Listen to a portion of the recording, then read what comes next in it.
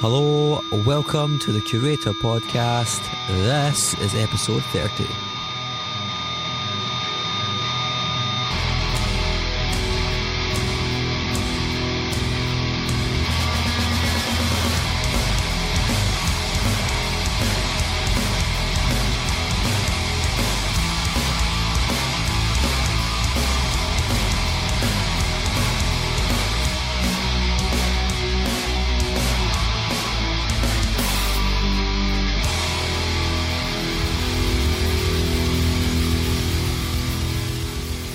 Hi, hello, welcome once again, dear listener, to the Curator Podcast. I am your host, Mark Fraser, and this is episode number 30. We're back now after a wee break for Christmas and New Year. I trust everyone had a good one. I actually have a bit of a cold again, which is a total bummer. I think I've had more colds doing this podcast than I have ever had in my life. Or maybe I'm just paying more attention now because I have to listen to my own stupid voice when I'm recording these voiceover bits every single week. So yeah, I'm feeling a bit sniffly and I'm feeling a bit sorry for myself. So I apologise if the quality of my voice is not what you're used to. On this episode I have Billy Liar. I've known Billy's name for a while. He's been involved in various different punk things in Glasgow over the years and he is a really awesome guy. When I did this interview, it was actually the first time I met him though, and he's really engaging, intelligent and always up for a chat, and apparently always up for a wee bit of a drink afterwards. But that was also good. So yeah, it was nice to meet him and I think we got on quite well, and hopefully you hear that in the podcast. Recorded this episode in a pub in Glasgow called the Counting House. So there's a bit of background noise, but it's ambient really. It's not that annoying, so that's cool. So I had a small break there for Christmas and New Year, which I think was okay. I'm allowed to break, aren't I? But over the break, I was thinking about perhaps stopping the podcast for a little bit and doing it in seasons. Now, way back in August, I went to a new media conference in Manchester, and one of the seminars or sort of presentations or lectures, or whatever you want to call them, that I attended was by a chap also from Scotland called Colin Gray. And he runs a thing called The Podcast Host. He's a pretty knowledgeable guy. He's been doing this podcasting thing for a while, and basically the whole crux of his presentation was why it makes more sense to podcast in seasons as opposed to the continual run week after week after week. It has a few benefits which I'm sure are probably quite obvious. It means you don't need to keep breaking your back by putting out content continually. Now, although I did put out content continually, there was 1 week that I missed because I was on holiday and I thought I'd lost an interview and I felt really bad for that. But then I did the Ian Mackay episode, put that out and then it was Christmas, so I thought I'll take a break for a couple of weeks. And I'm kind of glad I did, because now I've came back and I feel kind of re-energised and I feel refocused on making this the best it can be. So I don't know how many people listen to this preamble bit, hopefully a few of you. But I'd like to know what your opinion is on that. Is seasons the way forward? I mean, it does offer other benefits, like every season could have a specific theme or a specific focus. Also would allow me to change the format up every now and again, you know. And it also means that I could do other podcasts in between that are slightly different. These are all things that I've been thinking about recently. I've not decided if I'm going to do the season thing yet or not. You might listen to this podcast in, I don't know, 6, 7, 8 weeks or months even after I put it out, and I may now be doing seasons, or I may not, or I may have just stopped altogether. I mean, who really knows? But let me know what you think of that. I would really appreciate that. This is my interview with Billy Liar. It's a pretty good interview. I really enjoyed chatting to him. We had a few drinks during it as well, which kind of made things flow a bit better. Yeah, I thought it was great. I'm going to open up now with a song called All I've Got. I hope you enjoy it.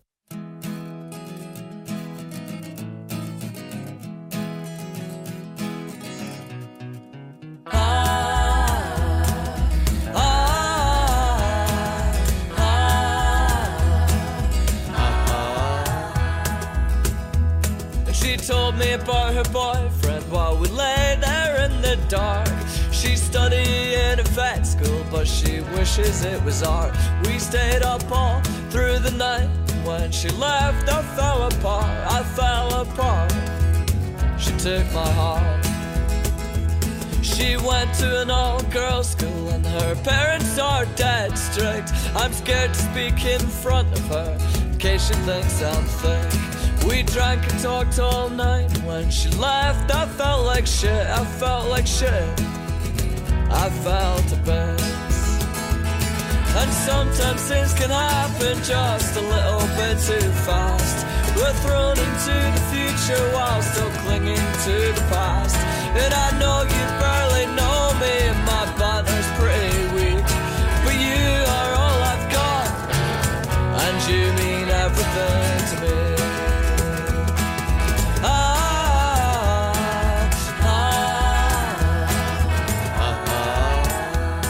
We stayed up for 3 nights. She shared secrets with me. We watched some rubbish films and we drank a lot of tea. She told me some stories, not the end and nor the start, nor the start. I fell apart. And sometimes things can happen just a little bit too fast. We're thrown into the future while still clinging to the past. And I know you barely know me, my father's pretty weak, but you are all I've got, and you mean everything to me.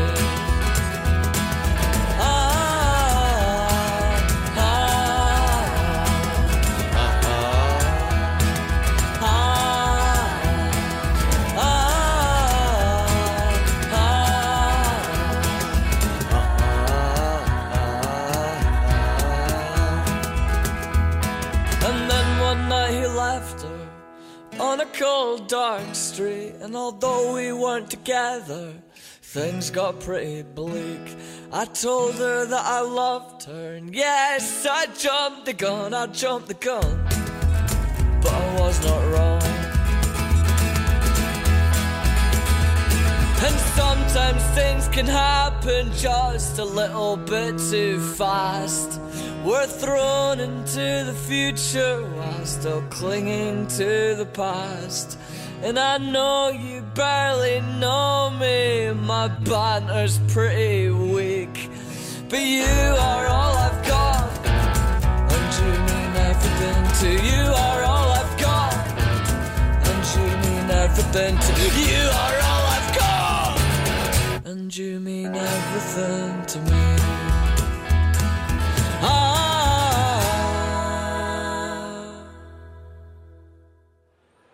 Billy, we are here in the awesome climes of the Counting House in Glasgow. How are you doing today? Yeah, pretty good. I just got off the train. I just got up from. I had quite a long night last night, and then I just came through. It's always good to come back to Glasgow. I used to live here, so I really like coming back here. But why did you move back to Edinburgh? Various reasons. I was kind of in a long-term relationship in Glasgow, which reached its kind of inevitable conclusion, and I got the offer of like a nice flat with some good friends in Edinburgh and a good job at the time, and it made sense. And also, I mean, there's things I love about Edinburgh and Glasgow, but Edinburgh is, that's where I'm from, so it's nice to stay there.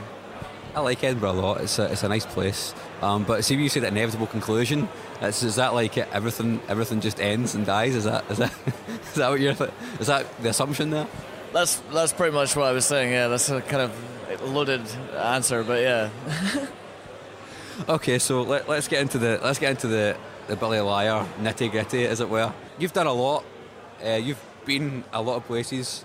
But where did it start? Like, if you've listened to the podcast before, I'm all about the genesis, I guess, of the creativity. So, what was the moment that you realised that being a singer and songwriter that you are is something you wanted to do?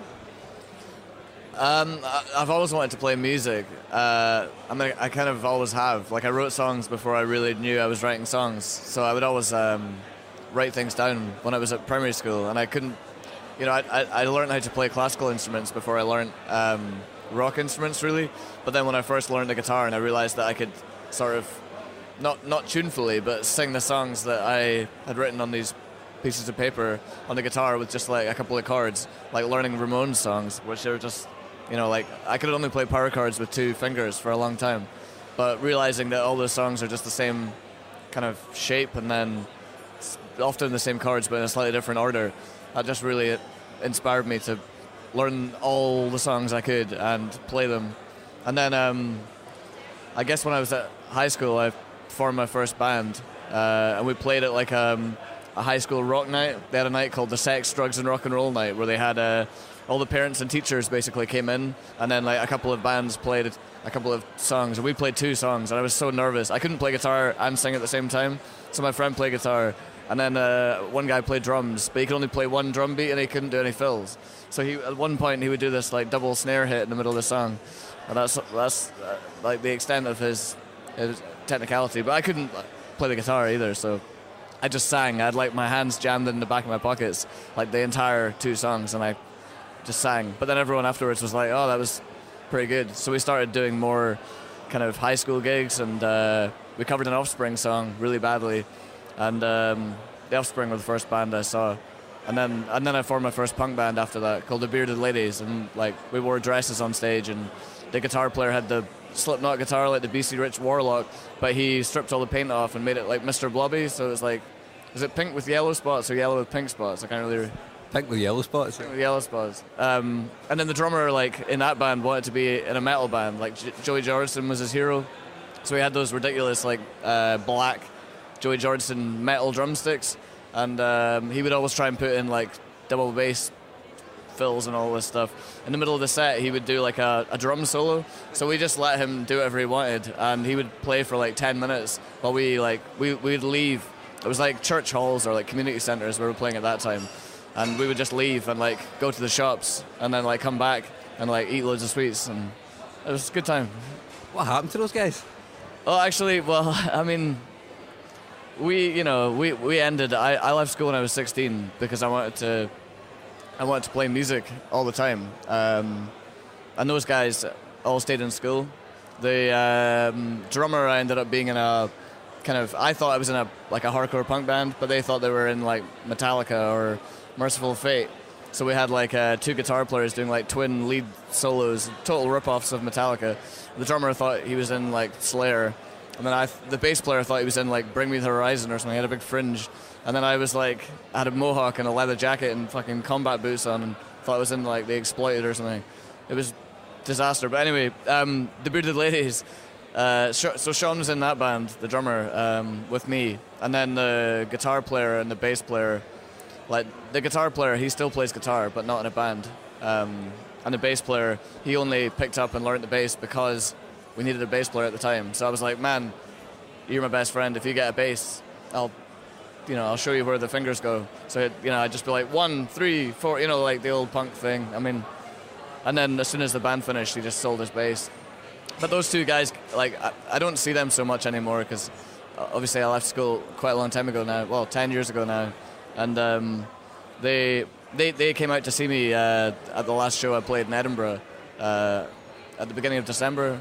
It was really nice to see them, but it was a long, quite a lot of time had passed. But Adam, it makes me wonder about something. Basically, now I'm getting older. I mean, I've just turned 30, and I left school when I was 15 as well, and I've been involved in music in some capacity for pretty much ever since I was like 16, I guess. And everyone gets old and they have fucking kids and they have like good jobs, and I've got quite a decent job, I guess. But does it make it? How does it, like? You're still going, and I guess me and my friends are still going because it's what we want to do. But like, does it?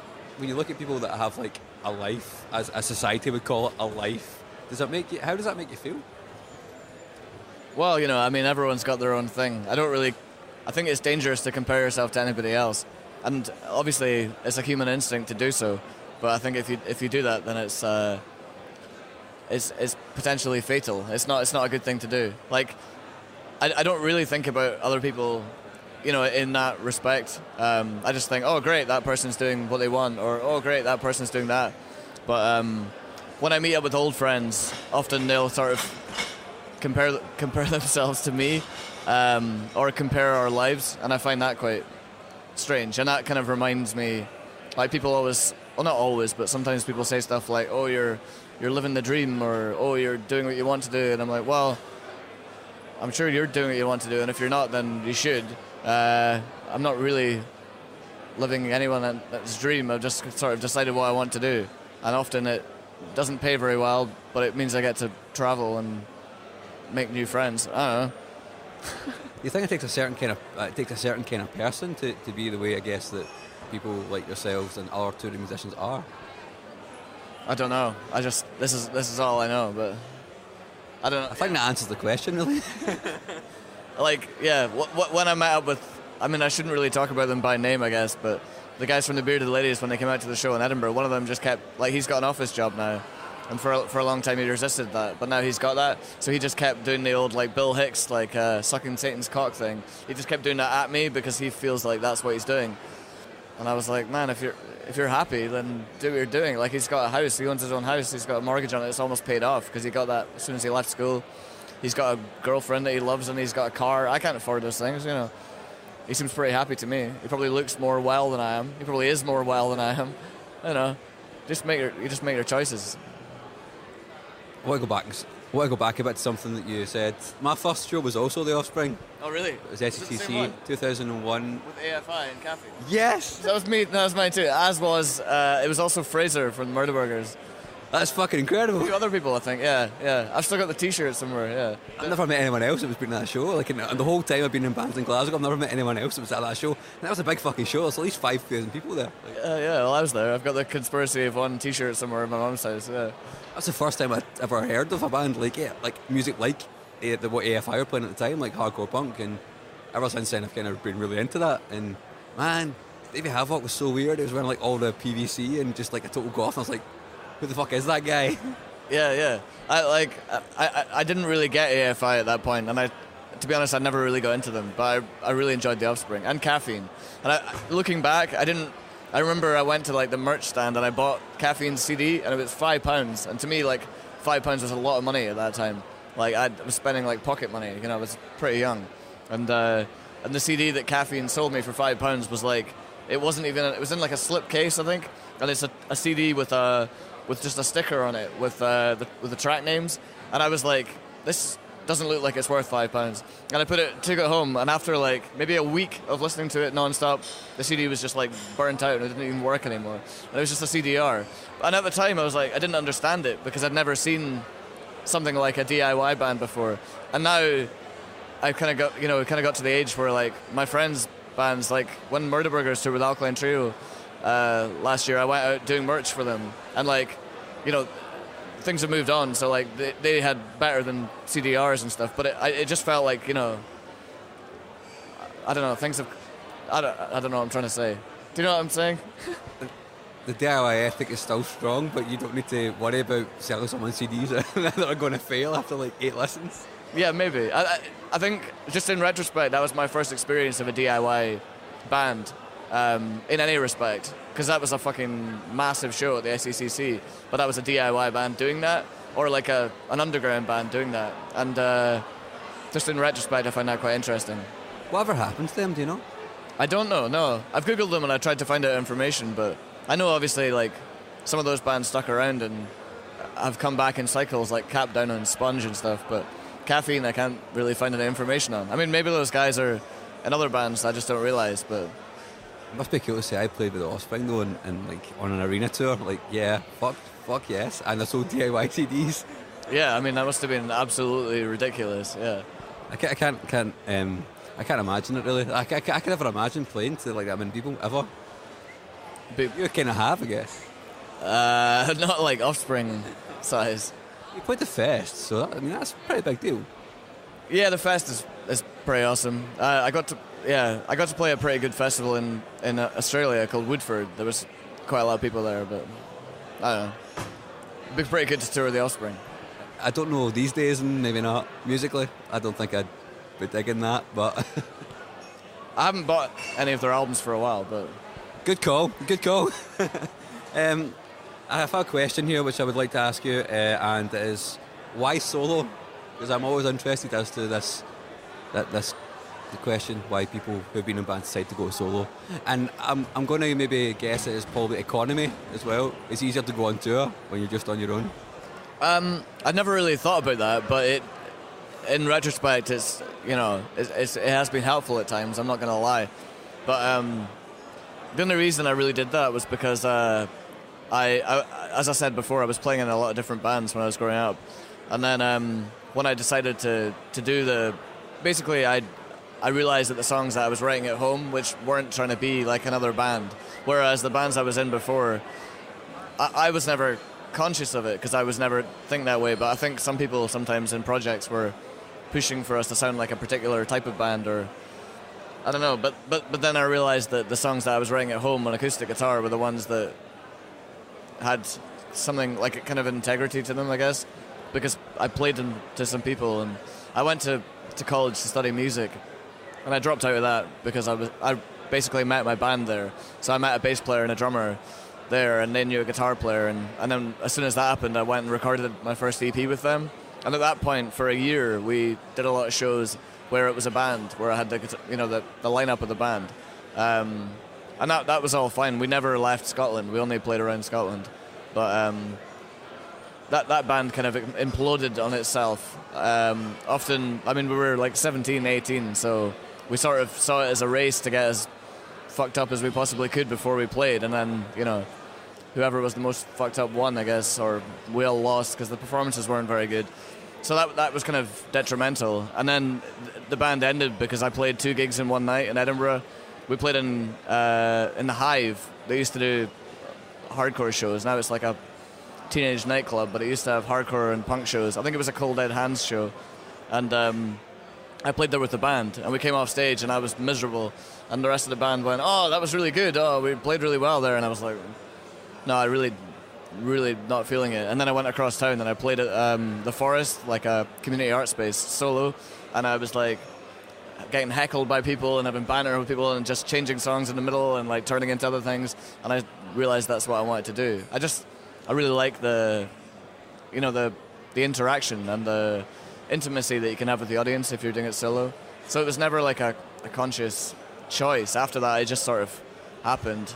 I want to play with the band again, but I would definitely, if I was touring with the band, make it more of a split set. So there's definitely a bunch of solo stuff in there too. The songs that the Billy the Liar songs, which is all I know at this point, they do have a certain sort of total DIY feel, which I really fucking enjoy. But I have kind of noticed that the newer stuff that he did, particularly went from a sort of Billy Bragg-esque style to a more kind of bluegrassy style, I guess is what I'm trying to say. So is there a reason for that? Or? I kind of approach every, like, I think, I mean, the songs, I mean, I think genres are pretty stupid, and, you know, it just kind of depends on, like, what you're doing once you're in the studio. I just try and serve the songs as best they can be served, and so it's kind of dependent on where I'm at. The All I've Got EP I recorded with a double bass player and a fiddle player at times, and a friend of mine sang on it as well. And I don't know, it was just those songs I felt fitted that particular lineup. I've got a split coming out that's going to be, I mean, every release that I've got coming out next year is going to be completely different to the last. So it's not like, oh, now he's gone that way, or now that band is doing that. It's just like where it's at that particular point, you know. Is that like a sense of constantly challenging yourself to kind of be creative in different ways, or is it just like when you get in the studio, it's like, well, I think this song feels like this, so... Yeah, it's more like the latter, yeah. I'm not trying to challenge myself. It's just, if you know, like, All I've Got, like, the main title track of that EP was, I wrote that as a country song, kind of, to some, you know, but I wanted it to be like a, well, whatever, I don't want to, you know.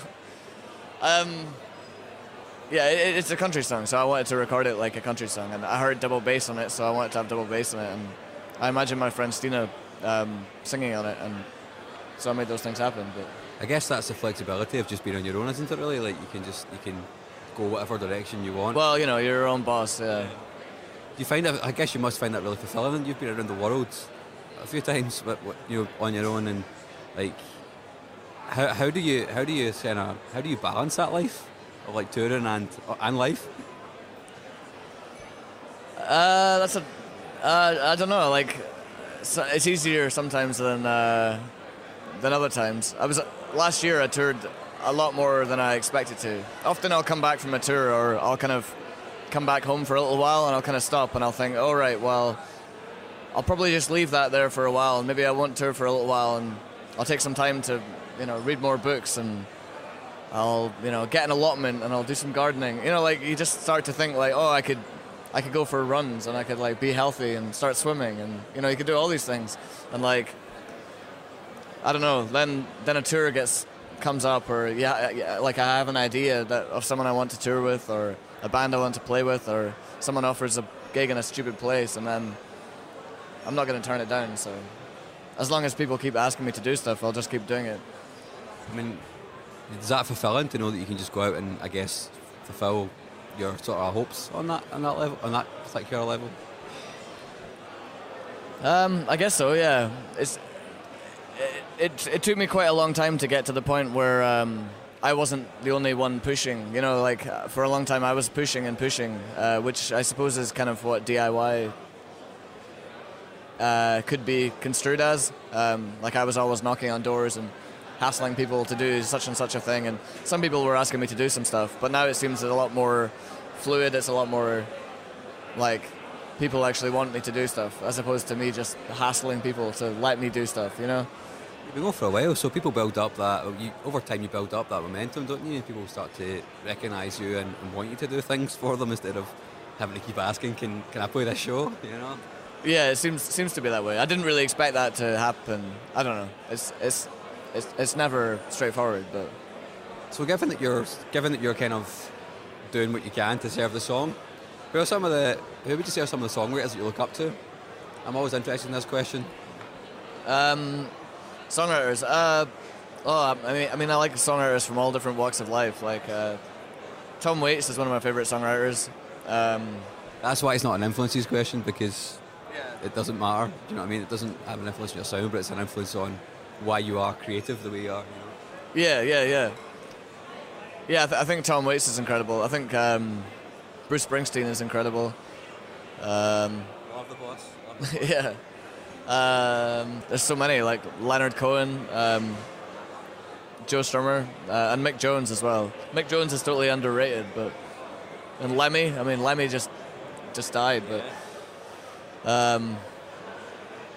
Bob Dylan, Johnny Cash, I don't know, I could go on forever, but you can go on for as long as you want. I'm not going to stop you. I love a lot of folk music as well, and I like storytellers and songs, but I also love like guttural punk rock noise, like the Stooges. You can hear both those elements. So there's a lot of storytelling in your music, which kind of makes me wonder: do authors have like an influence on like your songwriting process as well? Because a lot of the stuff you do is more than just lyrical. It's like it's narrative. If you know. Yeah, massively. I read as often as I can, which sometimes isn't as much as I'd like it to be. But if you're on tour, I always take books with me on tour. I'm not one of these ones that has a Kindle or anything. Like, I like an old smelly book that I get from a secondhand bookshop with cats in it, and then I can just pass the book on to somebody else on tour if it's good. But like, it's very difficult to find time when you're away to read. Or if I read something one day when I'm exhausted, then the next day I'll find myself not knowing who's this character, and I'll have to go back. But when I'm at home, I definitely try and read as much as I can. Books have a huge influence on me. Often I'll go through periods of not writing songs, and then I'll wonder why, and then I'll remember that it's because I've not been reading. And then if I read a book, then I find it puts my brain just into the right frame of mind for writing songs.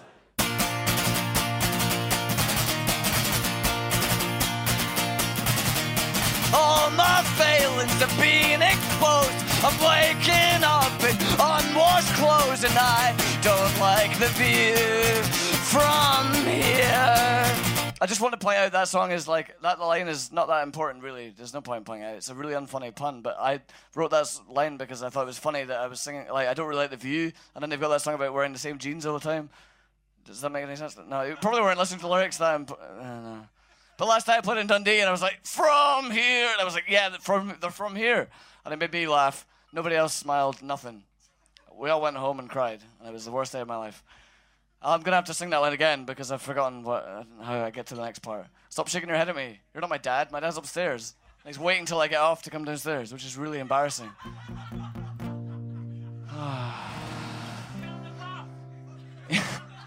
I hope so. I'm looking forward to joining him. That's what sort of family we are.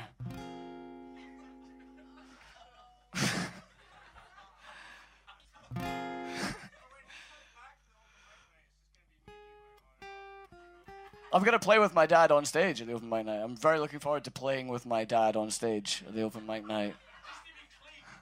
He will be clean after he's had a bath.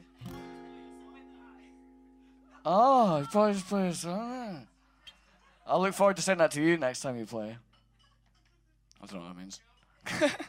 All my failings are being exposed. I'm waking up in unwashed clothes, and I don't like the view from here.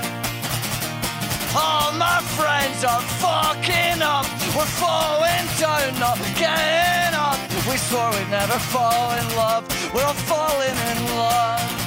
I wasted nights and I wasted days. Tore up your letters and I threw them away. Tried to call you up, but I had nothing to say. I turned up at your door, but there were no words left to say.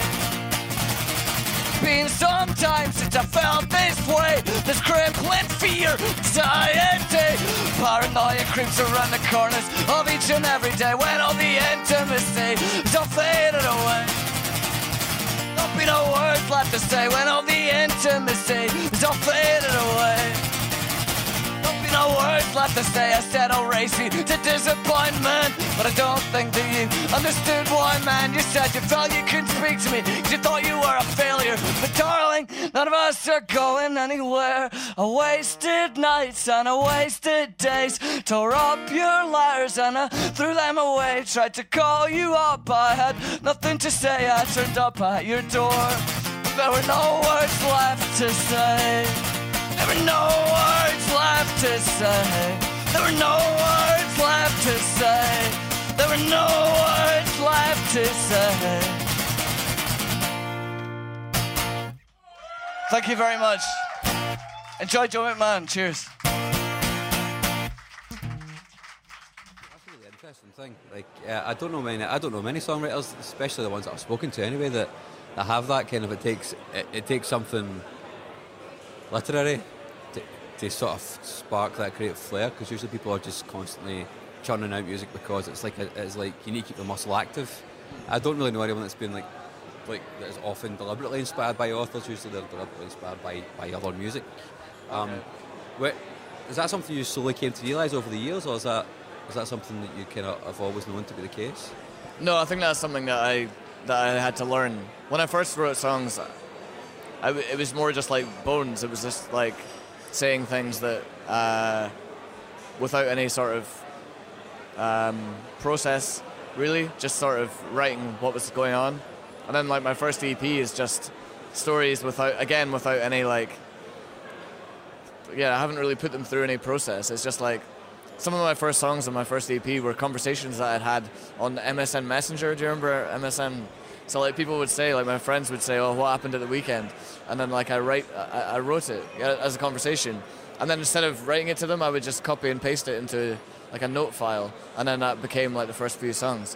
Whereas later on, like I've tried to, I haven't tried to, but I've written songs which are more like, I want to write a specific story or tell it from a particular point of view. I more think about what I would like to write a song about now, as opposed to just like I kind of do research. Like I'm writing a song right now about Las Vegas. I don't know if this will ever be finished or come out, but it means like I'm looking at different elements. Like I'm reading a book about Las Vegas. I've never been there, but it was inspired by a conversation I had with a new friend in the States and in Richmond, Virginia. When like we just met in a bar. He told me this incredible story, and I was like, that's gonna turn into something. But do you see yourself more as like a storyteller as opposed to a songwriter, I guess? Is that a valid thing to ask you? No, I mean, I think it's a mixture because I don't think the stories are. I don't know if they're standalone. I think they need to go with the music. You know, that's what gives them the rhythm that they have. I think if they were written down in a book, they wouldn't make as much sense. But like, but I do like writing stories. I love short stories. Are my favorite kind of stories as well, or like really short books. They just have like, sometimes they're open-ended or they leave something for the audience to figure out, and I like to try and do that with songs, like to put in little things. I got into a habit of like All I've Got, like the song, like I enjoyed writing. Well, you know, I don't want to I don't know if I should say this stuff, but Well, if you feel comfortable saying it, then go for it, man. It's totally up to you. I'm not going to force you to say something you don't want to say.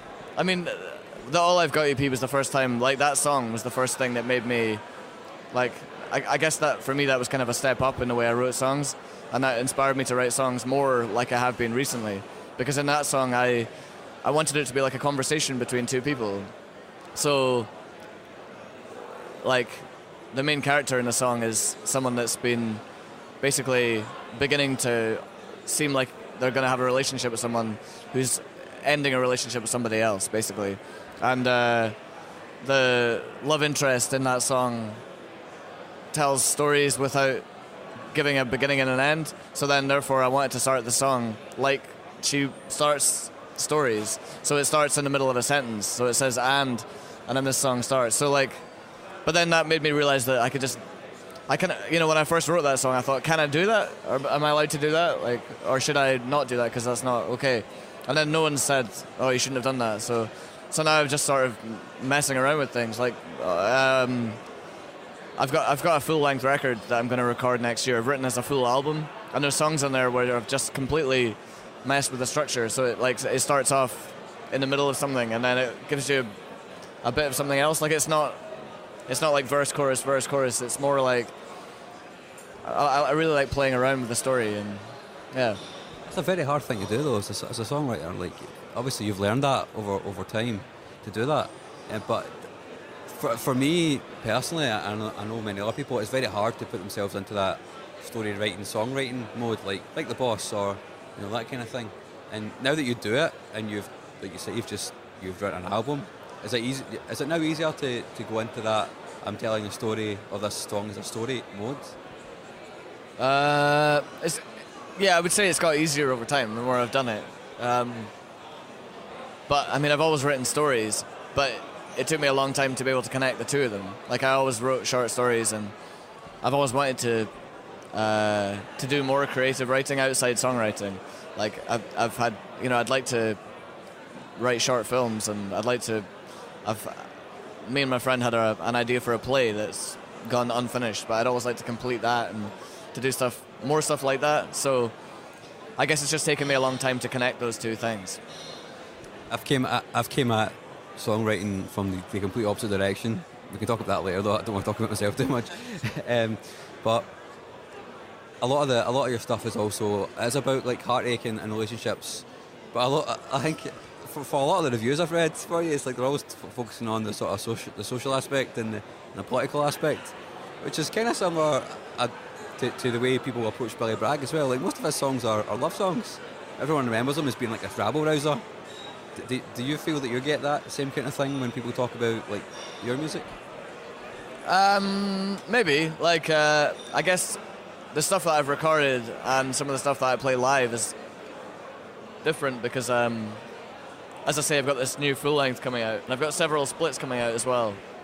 Like, one of them is for like a refugee charity that's coming out at the end of January, and that's more.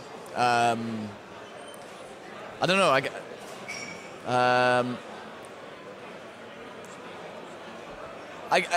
I guess Billy Bragg has that reputation because he is very political out with his songs, and often though on record he's written a lot of love songs, he often changes them live so that they're more political, or he takes older political songs and he makes them like he modernizes them. I mean, that's quite different to what I'm doing, but I know what you're saying. I guess people some reviewers focus more on one thing and some focus more on others, but They take what they want to take from it, basically. Like, they take the message that they want to take overall from the record, I guess, which is fair enough. I mean, that's why you make it. I think that's what we do, isn't it? You have a lot coming out next year. You've just alluded to it. That creativity, that sort of power, and the need to keep writing music. Like, what power's that? I don't know. I just if I didn't do that, then I wouldn't be able to, I don't think I would be happy. You know, I need to get it out. So if I don't get it out in this creative way, then I'd probably be like, you know, doing something else, like I don't know, bare knuckle boxing or something. Like, I need to get it out somehow. So A big part of my own life up till this point has been analysing my own creative process, which is why this podcast is kind of focused on what it is, because I'm interested in people's not just creative genesis, but getting to the heart of why they are the way they are. Because I do think that people that strive to continually be creative, it's almost like an existential thing. It's like that drive is somehow fulfilling or filling a hole, which is, like you say, we make you unhappy, feel otherwise perhaps, or me personally, feel otherwise unfulfilled unless I'm doing something like that, like this podcast, for example. I think if I wasn't doing it, I'd probably be, if I wasn't in a band, I'd probably want to kill myself. Yeah. But I suppose to sort of, I don't know, what do you think about that? yeah, I mean, I think you're right. I think you know, people who have a creative outlet are lucky that they found something that they can express themselves through. But if other people are unhappy and they haven't realized that they can, I mean, people sometimes say to me I wish I could play the guitar, or I wish I could write songs, and I'm like, anybody can do that, and I honestly actively believe that everybody should do that, or anything, just create something, because it's such an incredible way to, realize more about yourself. If you it's almost like switching your brain off and just letting your I don't know, I'm not really making sense, but Yeah, I think you are making sense. Continue. it's just like going onto autopilot, Like when I write, I'm not writing like, oh, now I'm going to write a song. It's just like you write the song, You let something come out of you. Like some people believe in souls, and I'm not religious in any way whatsoever, and I don't believe in a soul really, but I do believe that somehow it's possible to write based on all your influences throughout your life, and things you've read and things you've seen and music that you've listened to. If you manage to get onto that perfect wavelength where the thing comes through you and you don't have any control over it, and it has to come out. And if you don't get that shit out, then it can be really poisonous, It's almost like imparting a bit of yourself into what you're creating. Yeah. Ultimately, I guess that's what art is, isn't it? It's sharing yourself with the world, which is a very vulnerable position to put yourself in. Can be, yeah. It can be if you're too honest, yeah. Yeah, I mean, I guess I suppose that's why a lot of people write characters as well. Like the Bruce Springsteen, for example, doesn't write many songs about himself. Bruce Springsteen doesn't write many songs about himself. Maybe on his latest album, not High Hopes, but the American. Wrecking Ball. Yeah, Wrecking Ball. Yeah, I think that's probably his most personal record because he's writing from his own point of view, but mostly he's writing characters. And I guess that's kind of what you do now, I guess, or is it kind of half and half? It's kind of a mixture, yeah. It just depends on the song. Lately, I've been, not necessarily in songs that are coming out like in the near future, but I've been writing more in terms of characters than ever before. Yeah, but sometimes it's still from a first-person point of view because that's more interesting to the listener. But well, Billy, I think I'm going to wrap it up. But is there anything else you want to ask me or anything you want to say before I finish? I don't think so. We could talk about the release, I guess, but yeah, if you want to talk about it, like I said, if you want to say anything else, man, let's go for it. Okay, well, my next thing that's coming out is I've got a split coming out with a guy called Paper Rifles. Do you know him? So John used to play in a band called Curators, and he's awesome. And we played a few gigs together this year, in fact. We only really met this year. But we just got on like a house on fire, and he recorded one of my songs, and I thought it was way better than my recording of it, so that was kind of embarrassed me into wanting to work with him because his harmonies are so good. And when I said let's record together, we both agreed it'd be better to do something that meant something rather than just putting out a release for the sake of putting out a release. So we're doing a split single for a charity called the Refugee Survival Trust, who are based in Edinburgh, and we've obviously recorded it with our friend Jimmy, who plays in a band called Elk Gang and he used to be in Shields Up. So he's put in his recording time for free. We put in a song each and we both played on each other's songs. Steve Cardno, who shot my music videos and used to be in the Murder Burgers and Shields Up, he shot a mini documentary about each track, which is going to come out as well. And we managed to get some DIY labels involved. So Struck Dumb in Aberdeen, Anti-Manifesto in Edinburgh, and Make That a Take in Dundee are all pitching in. And it's coming out on January the 30th. And we're going to have a launch night in Edinburgh that night for the split single for this charity. We want to do more work with the charity in the future as well. That actually sounds fucking amazing, man. And I love all those labels. And guys in the Elk Gang, my band played with them our first gig, which was awesome. And yeah, like John is good as well. I like Paper Rifles. I used to like Curators. But yeah, I didn't know that's who you're working with, man. I'm really excited for that now. Oh, right. Yeah, I'm really happy with the way it turned out. And it's been really fun playing with John. We just had a meeting with the head of the charity yesterday, actually, and it went really well. So she seems really excited that we're doing something. It's a really cool charity. So also getting a lot of DIY like labels on board in Scotland. Maybe it's a little segue into like there's quite a strong DIY ethic in punk in Scotland, which I don't have much experience with it in England. I don't know if that's just because it's local to me, but I think there's a uniquely Scottish take on the DIY ethic, which you don't really get anywhere else.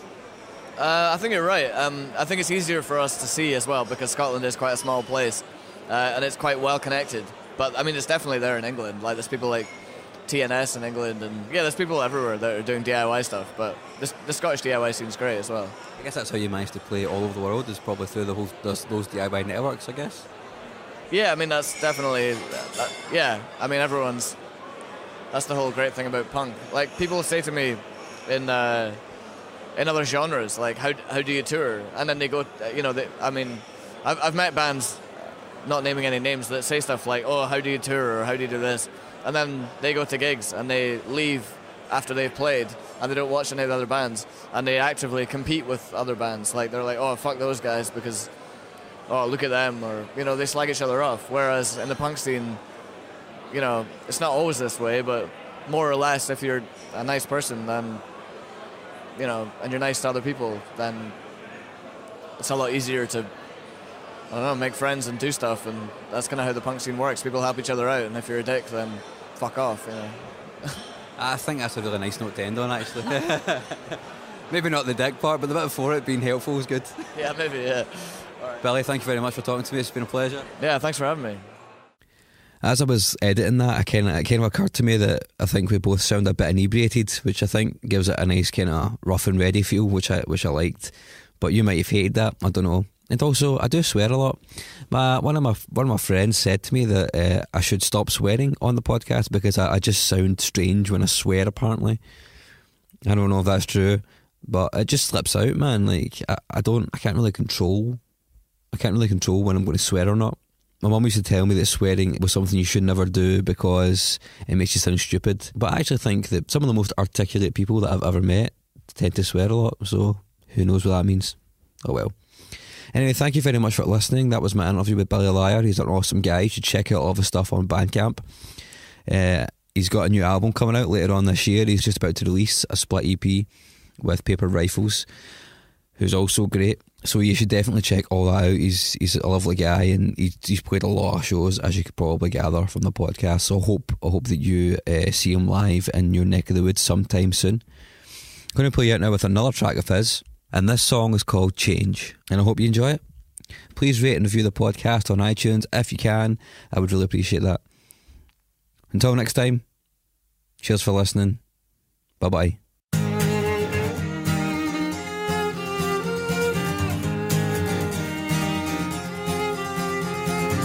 Put away my party shoes and I cut off my mohawk. I need to back up my arguments and not just be all talk. I'm so bored of watching bands all just fade into the same song, the same band.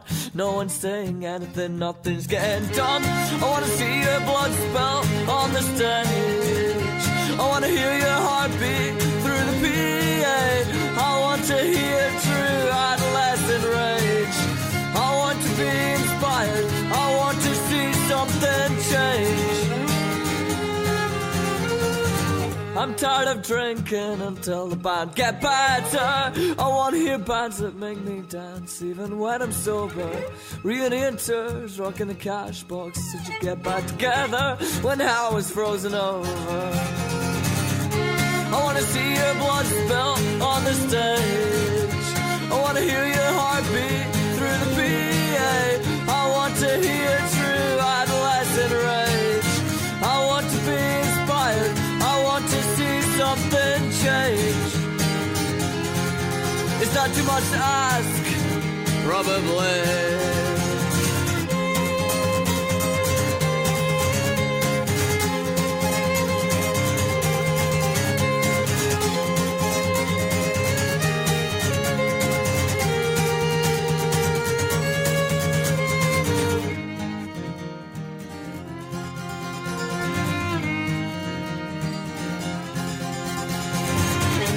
I wanna see your blood spill on the stage. I wanna hear your heartbeat through the PA.